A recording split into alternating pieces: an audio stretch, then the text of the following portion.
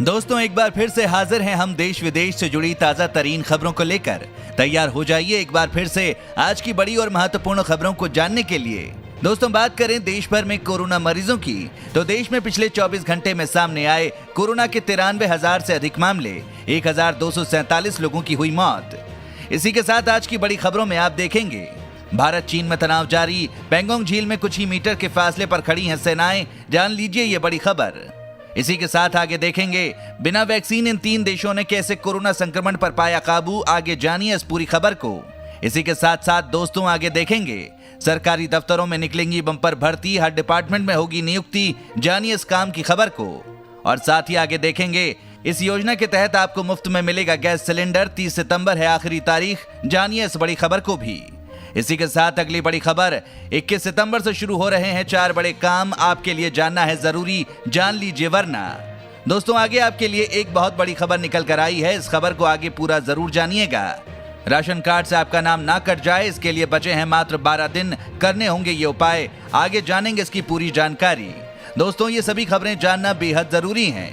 खबरों को विस्तार से जानने के लिए बने रहिए हमारे साथ। उससे पहले दोस्तों इस वीडियो पर एक लाइक जरूर करिएगा, आपका एक लाइक करना ही हमारी मेहनत का फल है। शुरुआत करते हैं पहली बड़ी खबर से। 21 सितंबर से शुरू हो रहे हैं 4 बड़े काम, आपके लिए जानना है जरूरी। दोस्तों कोरोना काल में 21 सितंबर की तारीख बड़ी होने वाली है, क्योंकि इस दिन स्कूल खुलने से लेकर देश के सबसे बड़े ट्रांसपोर्टर इंडियन रेलवे 20 जोड़ी ट्रेनें शुरू करने जा रहा है। इसके साथ ही इंपोर्टरों के लिए भी सरकार ने कुछ व्यवस्था लागू की है जो उस दिन से प्रभावी होगी। 21 से खुल सकते हैं स्कूल।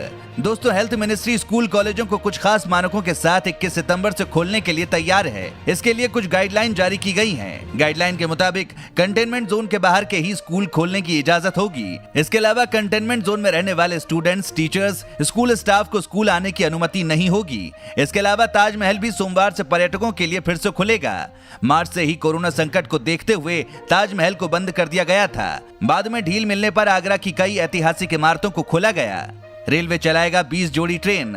इंडियन रेलवेज ने 21 सितंबर से 20 जोड़ी ट्रेनें चलाने का फैसला किया है। इनकी टिकट बुकिंग 19 सितंबर से शुरू हो गई है। इसमें ज्यादातर ट्रेन बिहार को जोड़ने वाली हैं। रेल मिनिस्ट्री के मुताबिक ट्रेनों के लिए एडवांस टिकट बुकिंग होगी, लेकिन इसकी मियाद 10 दिन की होगी, यानी 10 दिन का ही एडवांस टिकट मिलेगा। साथ ही अब जानिए इस योजना के तहत आपको मुफ्त में मिलेगा गैस सिलेंडर, 21 सितंबर है आखिरी तारीख। आपको बता दें प्रधानमंत्री उज्ज्वला योजना का उद्देश्य गरीब परिवारों को मुफ्त में गैस सिलेंडर कनेक्शन देना है, लेकिन ये योजना 30 सितंबर 2020 को खत्म हो रही है। वैसे सरकार की किसी भी योजना में रजिस्ट्रेशन कराना काफी आसान है। आज हम आपको बताते हैं कि आप कैसे फ्री में एलपीजी गैस सिलेंडर का फायदा उठा सकते हैं। उज्ज्वला योजना के लिए रजिस्ट्रेशन करवाना बेहद आसान है। प्रधानमंत्री उज्ज्वला योजना के तहत गैस कनेक्शन लेने के लिए बीपीएल परिवार की कोई महिला आवेदन कर सकती है। आप खुद इस योजना से जुड़ी आधिकारिक वेबसाइट pmujjwalayojana.com पर जाकर अपना रजिस्ट्रेशन करा सकते हैं। साथ ही अगली खबर में राशन कार्ड से आपका नाम न कट जाए, इसके लिए बचे हैं मात्र 12 दिन, करने होंगे ये उपाय। दोस्तों देश के तकरीबन 24 करोड़ राशन कार्ड धारकों को लेकर एक बड़ी खबर है। देश में राशन कार्ड को आधार से लिंक कराने की समय सीमा के लिए अब आपके पास मात्र 12 दिन बचे हैं। बचे हुए इन 12 दिनों में ही राशन कार्ड को आधार से लिंक कराना होगा, वरना आने वाले दिनों में राशन कार्ड धारक सरकारी योजनाओं का लाभ लेने से वंचित भी हो सकते हैं। राशन कार्ड अगर आधार से लिंक नहीं होता है तो आपका नाम राशन कार्ड से कट जाएगा। इसलिए बचे हुए राशन कार्ड धारक 30 सितंबर 2020 तक हर हालत में अपने राशन कार्ड को आधार से लिंक करा दें। केंद्र सरकार ने इसको लेकर सभी राज्य सरकारों को अलर्ट जारी कर दिया है। देश में इस समय 23.5 राशन कार्ड धारक हैं, जिसमें 90% से ज्यादा लोगों ने आधार पैन लिंकिंग कर रखा है। साथ ही अब जानिए सरकारी दफ्तरों में निकलेगी बम्पर भर्ती, हर डिपार्टमेंट में होगी नियुक्ति।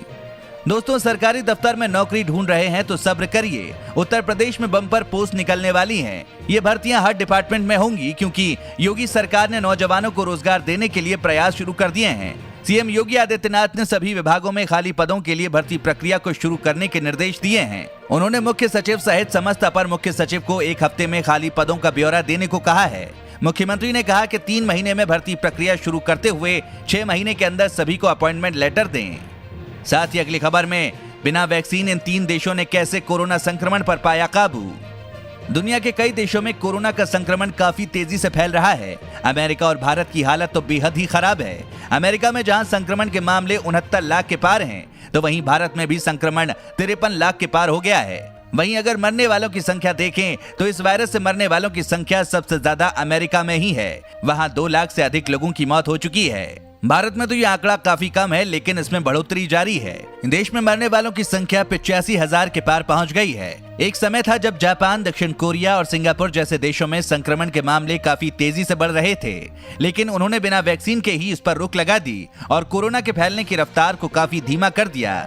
दुनिया भर के वैज्ञानिक कोरोना से बचने के लिए लोगों को मास्क पहनने की सलाह दे रहे हैं। इसे जापान, दक्षिण कोरिया और सिंगापुर ने काफी गंभीरता से लिया और बड़े पैमाने पर लोगों ने मास्क पहनने के नियम का पालन किया।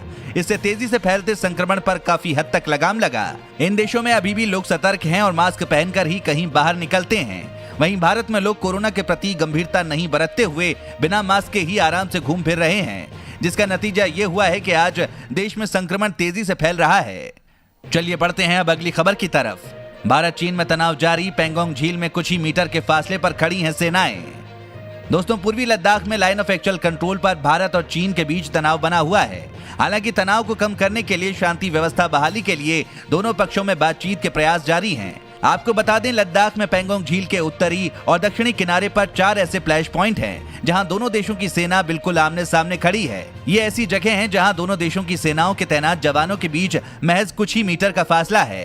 पेंगोंग झील के किनारे इन 4 स्थानों पर दोनों देशों की सेना के जवानों के बीच कुछ ही मीटर की दूरी है। दोनों तरफ बड़े पैमाने पर सशस्त्र बलों को तैनात किया गया है। पिछले 10 दिनों से यहाँ शांति है, लेकिन 8 सितंबर की गोलीबारी के बाद यहाँ हालात बेहद अस्थिर हो गए थे।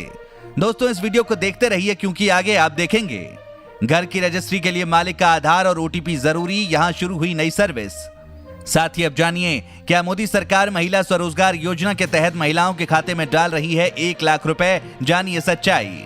कोरोना काल में सोशल मीडिया पर फर्जी खबरें तेजी से वायरल हो रही हैं। आए दिन फर्जी मैसेज के जरिए कई दावे किए जा रहे हैं। इन दिनों एक और मैसेज तेजी से वायरल हो रहा है, जिसमें दावा किया जा रहा है कि केंद्र सरकार महिला स्वरोजगार योजना के तहत सभी महिलाओं को उनके बैंक खातों में 1 लाख रुपए दे रही है। लेकिन भारत सरकार की संस्था PIB ने इस वायरल मैसेज की सच्चाई की जाँच कर अलग ही खुलासा किया है। आइए जानते हैं इस खबर में कितनी सच्चाई है। दोस्तों, PIB की तरफ से इस बात की पुष्टि की गई है कि ये दावा फर्जी है। केंद्र सरकार द्वारा महिला स्वरोजगार जैसी कोई योजना नहीं चलाई जा रही है। दोस्तों, आप भी ऐसे किसी भी लालच देने वाली योजना पर विश्वास मत कीजिएगा। अब अगली खबर में, टिकटॉक वीचैट पर बैन के बाद बौखलाया चीन, अमेरिका को दी चेतावनी। दोस्तों, आपको बता दें, चीन ने वीचैट और टिकटॉक ऐप की डाउनलोडिंग रोकने के अमेरिका के कदम का पुरजोर विरोध किया है।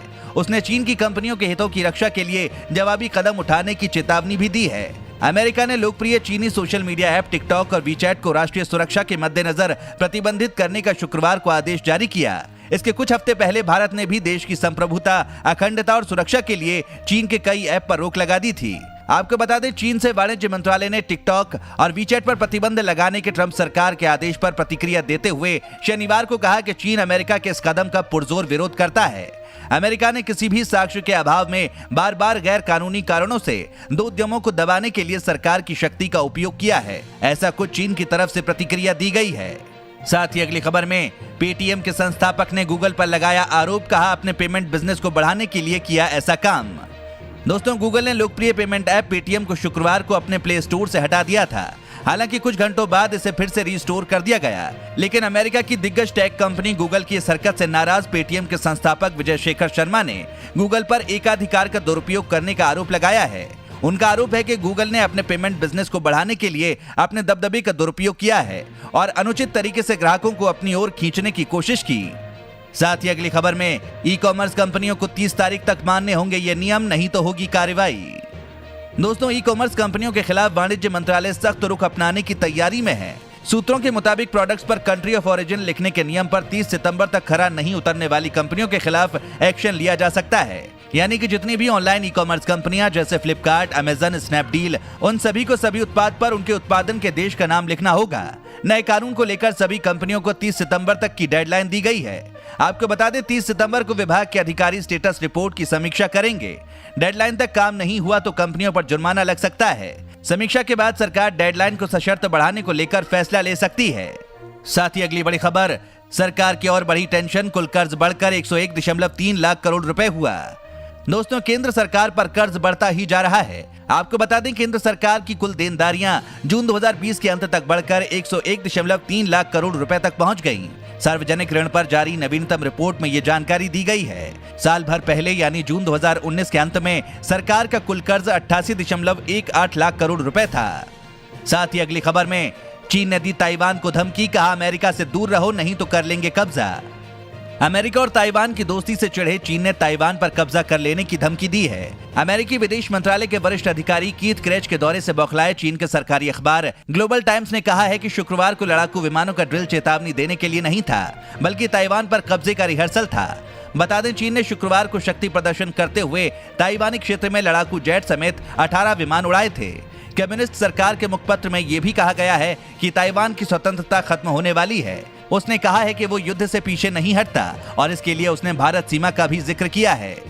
इसी के साथ अगली खबर में घर की रजिस्ट्री के लिए मालिक का आधार और ओटीपी जरूरी, यहां शुरू हुई नई सर्विस। राष्ट्रीय राजधानी दिल्ली से सटे गुरुग्राम के प्रॉपर्टी बाजार में एक ही चीज की चर्चा हो रही है, वो है प्रॉपर्टी रजिस्ट्रेशन की। जी हां, शहर में पिछले 1 साल में ऐसी कई वारदातें हुई। इसमें जालसाजों ने प्लॉट का मालिक होने का दावा कर इसे दूसरे को बेच दिया। इसीलिए हरियाणा सरकार ने सख्त कदम उठाते हुए रजिस्ट्री के सिस्टम में कई सुरक्षा उपायों की शुरुआत की है। इन्हें पिछले महीने से शुरू किया गया है। अगली खबर में ये सरकारी कंपनी भारत में ला रही है 800 किलोमीटर प्रति घंटा रफ्तार वाली ट्रेन। सार्वजनिक क्षेत्र भारत हैवी इलेक्ट्रिकल्स लिमिटेड ने मैगलेव ट्रेन को भारत में लाने के लिए स्विस रैपिड एजी के साथ गठजोड़ किया है। मैगलेव ट्रेन का मॉडल मध्य प्रदेश के इंदौर में राजा रामन्ना प्रगत प्रौद्योगिकी केंद्र में फरवरी 2019 में तैयार किया गया था। केंद्र के वैज्ञानिकों द्वारा एक मॉडल को 10 साल की कड़ी मेहनत से तैयार किया गया था। इसमें ट्रेन मैग्नेटिक फील्ड की सतह पर चलती दिखी। बताया जा रहा है कि ये ट्रेन 800 किलोमीटर प्रति घंटे की रफ्तार से दौड़ सकती है। फिलहाल ये ट्रेन जापान और चीन में ही चलती है। दोस्तों, अगर आप भी रोजाना ऐसी खबरें अपने मोबाइल पर पाना चाहते हैं तो बिना भूले नीचे दिए गए लाल रंग वाले सब्सक्राइब बटन को जरूर दबाएं, साथ ही बेल आइकन को ऑन कर लें।